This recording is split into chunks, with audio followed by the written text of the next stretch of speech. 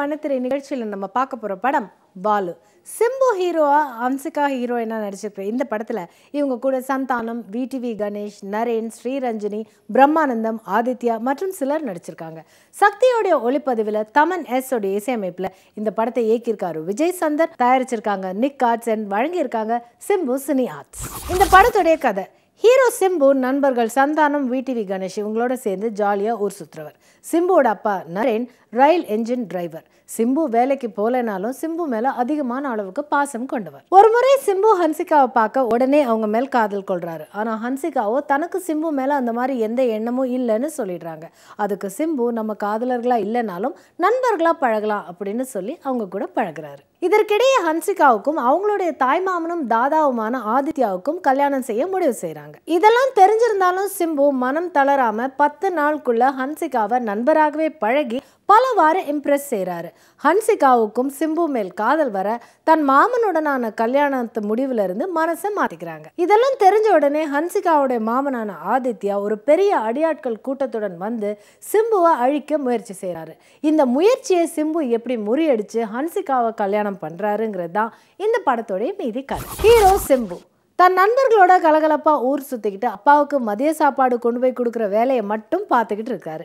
ஷார்ப்புங்கிற பேர்ல ஹன்சிகாவுடைய காதலனாகவும் ஹன்சிகாவோட மாமாவும் தாதாவுமான ஆதித்யாவுடைய அடியாட்களுடன் மோதும் போது ஒரு ஆக்ஷன் ஹீரோவாகவும் இருந்து ஆக்ஷன் லவ் ஹீரோங்கிறத நிரூபிக்கிறாரு. தன்னுடைய தங்கையின் பர்த்டேன்னு சொல்லி ஹன்சிகாவை தன் வீட்டுக்கு அழைத்து வந்து தன் குடும்ப உறுப்பினர்களுக்கு அறிமுகம் செய்து வைக்கும் நாள் மாதிரியே 10 நாளும் விதவிதமா ஹன்சிகாவை இம்ப்ரெஸ் செய்யும் காட்சிகள் சுவை. ஹீரோயின் ஹன்சிகா வழக்கமான செமி இன்னசென்ட் கேரக்டரோடு தன் அப்பா வாங்கி கொடுத்த செல்போனை தொலைத்து விட்டு அதை சிம்புவிடமிருந்து வாங்கும் காட்சியிலும் அதன் பிறகு உலகம் தெரிந்தும் தெரியாமல் இருக்கும் பெண் மாதிரி சிம்புவை காதலிக்கும் காட்சியிலும் நடிச்சிருக்காங்க. மற்ற முக்கிய கதாபாத்திரங்கள்: சிம்புவின் நண்பர்களாக வரும் சந்தானம், விடிவி கணேஷ் 2 பேரும் நிஜ வாழ்க்கையில் வரும் நண்பர்கள் மாதிரியே கதாபாத்திரத்திலும் நடிச்சு பிரதிபலிக்கிறாங்க. சிம்புவின் அப்பா அம்மாவாக வரும் நரேன், ஸ்ரீரஞ்சனி 2 பேரும் மாறி மாறி வெவ்வேறு காட்சிகளில் சிம்புவின் மேல் பாசம் வைத்து அவருக்காக பரிந்து பேசி பாசக்கார அப்பா அம்மாவா நடிச்சிருக்காங்க.